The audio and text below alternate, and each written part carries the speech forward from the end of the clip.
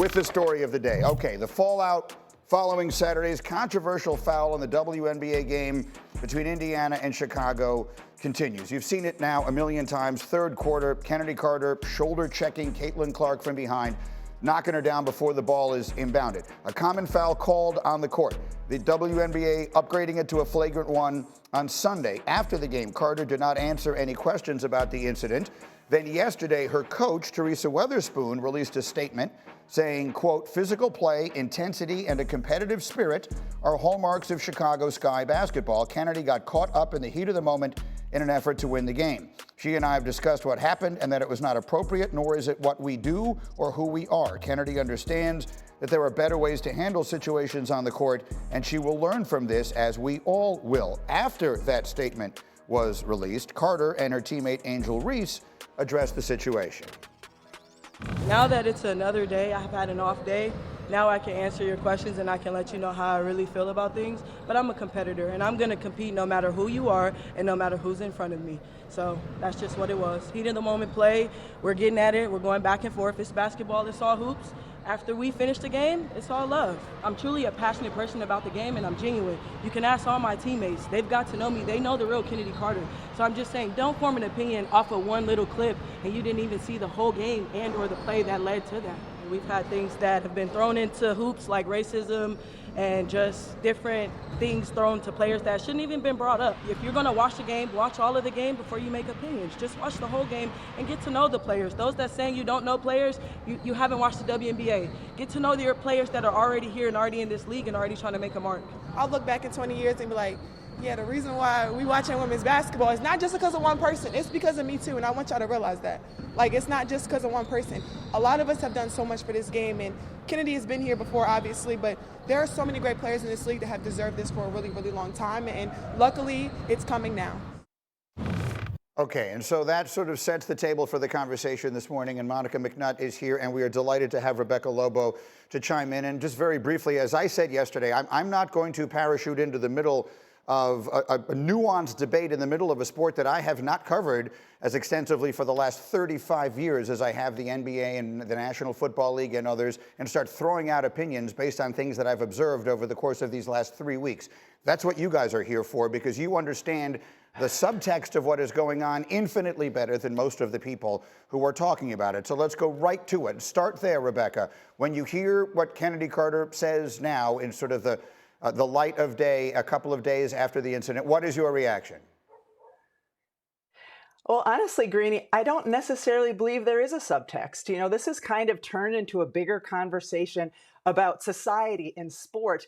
And in this instance, I think it was just about a foul in a basketball game. And I think that's kind of what Chennedy is talking about as well. You know, there's been a narrative throughout the first few weeks of the season that veterans are jealous of Caitlin Clark and that they're targeting her with dirty play. And I have not seen that at all. And I think that was the biggest problem that came out of this, is that that argument that didn't really have teeth then had video to go along and support it. But I think for Chennedy, this is just something that happened in a basketball game, and everybody outside of the sport has turned it into something so much bigger. You agree with that? I completely agree with that, right? This is not a good look. It wasn't a basketball play. I think we all can acknowledge that. But especially if you've ever competed at a high level, to take out emotion from competition, how do you do that, right? I think this is not a play that Chennedy probably is proud of, but as she said, we're playing basketball, emotions get high, you're competing. This, to me, Greeny, and I said this to you yesterday, this is the biggest non-story story in sports I think I've ever seen. Well, but here's why it's not a non-story, because everyone is talking about it. And it does, what I mean by subtext is I think has been fairly evident, is that in most cases when there's sort of a basketball play, the Chicago Tribune isn't writing editorials about it, suggesting that the things that are happening on the basketball court would be considered assault if done in the street. I would add, just very briefly as context to that, that could be said of literally every game being played in the NBA and the National Football League and the National Hockey League. So to write that in this context, I think, is bordering on irresponsible, because people then will just click on that, and the people exactly, Rebecca, who don't really understand what's happening here will say, see, the Chicago Tribune says this was assault. This was obviously not assault any more than anything that we will see coming up Thursday night, probably 10 times in the context of an NBA Finals game. That said, when you say, Rebecca, that you're not seeing jealousy and whatever the word is. I remember when Michael Jordan was a rookie in the National Basketball Association, he was getting so much attention, and the vets in the All-Star game that year decided to freeze him out. They weren't going to pass him the ball because he was the young kid and he hadn't kind of earned his stripes. I think that's the genesis of the issues between Michael Jordan and Isaiah Thomas to this day. So that's what I would analogize this to. Is there something like that going on here with Caitlin Clark? Caitlin Clark is getting an unprecedented amount of defensive attention when you watch her play on the basketball court. I've been going back and watching film from Sabrina Ionescu when she was a rookie, Kelsey Plum when she was a rookie, other players that came in with a lot of hype. None of them were being guarded 94 feet from the basket when they did not have the basketball in their hands. None of them were being guarded 35 to 40 feet from the basket when they didn't have the ball and they were on the weak side of the floor. She is getting all kinds of defensive attention, as she should. She is the player who is going to be the one who helps Indiana win basketball games. That being said, have there been hard fouls on her that have not been called? Yes. These are basketball plays. This should have been a foul on Ezi Magbegor. Was it a dirty play? No, it was a basketball play. That's in the officials' hands. Should Jewel Lloyd have been called for an offensive foul when she was backing Caitlin Clark down on this play? Yes, a foul should have been called, but it was a basketball play. It should have been a common foul. That's not on the players. That's on the officials. I don't think she's getting the benefit of the doubt at times from the officials, but I do not think the other players in the league are targeting her in a dirty way, certainly not one that is fueled by jealousy. They're just coming at her as competitors. Oh, there's the magic word, Rebecca. Competitors. I don't know why we've separated competition from a basketball league, right?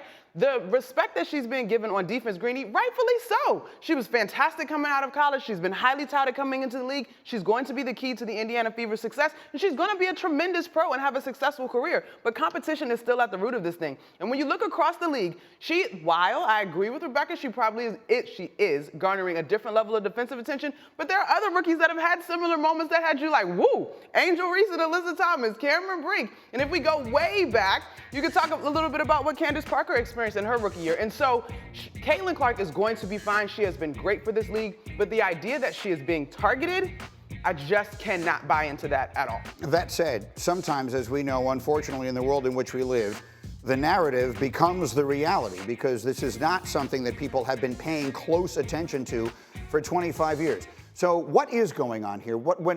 If I were to ask you to get to the bottom, Monica, we were just talking about this in the other room with just a lot of people who work here, not people who are on the air. Why is this all of a sudden in this moment exploding in the way it is?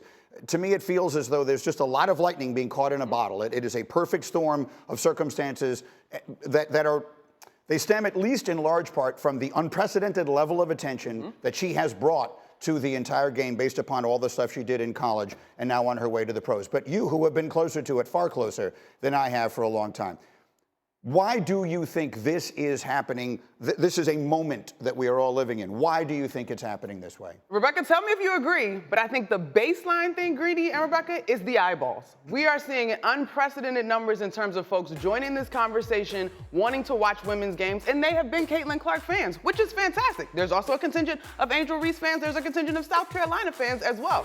But I think in coming to this league, there is a learning curve, not just as a player and a rookie, but if you want to be an educated fan as well. And I think you have to be careful, or you should be. You don't have to do anything, but you should be mindful of the word choices that you're using when you're talking about a league and, whether we want to acknowledge or not, the racial dynamics around this conversation. Well, I think it would be naive to act as though that isn't a factor in this, because it is a factor in everything in our lives, and it's certainly a factor in so many things in sports. What is the right thing to say about that, Rebecca? What is the right way to approach that part of this story? Well, I think for so long, when you're a woman in sport, and especially one in the WNBA, trying to fight for attention, there's been within the league sort of an us against them mentality, like come watch us play.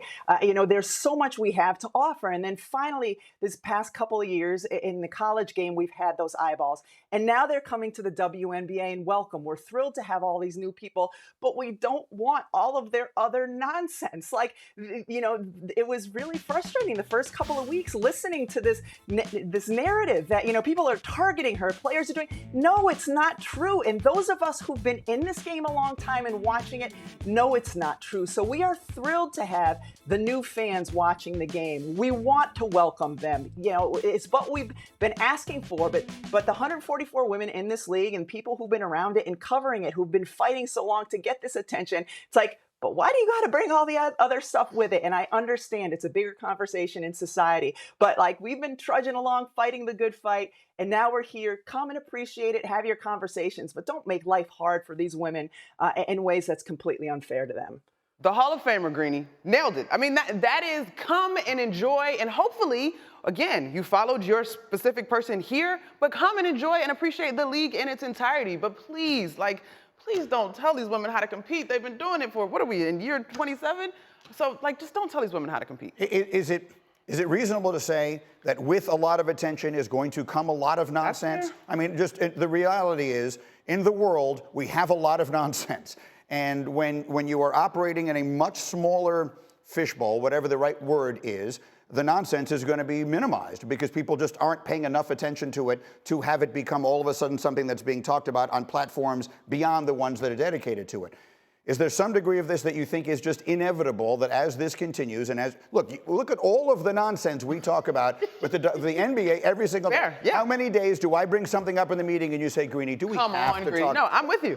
And I think there's an element of that is going on here that we're going to have to to some degree get used to. I agree with that, Greenie, but my wish would be that we can have some eye rolls when it comes to the actual basketball. I don't know that we've talked about Nafisa Collier and the Minnesota Lynx and her having an MVP caliber season. I don't know that people know that Asia Wilson is one of the league's leading scorers and best rebounders and that they're in the hunt for a three-peat. Do people know that the Connecticut Sun are undefeated?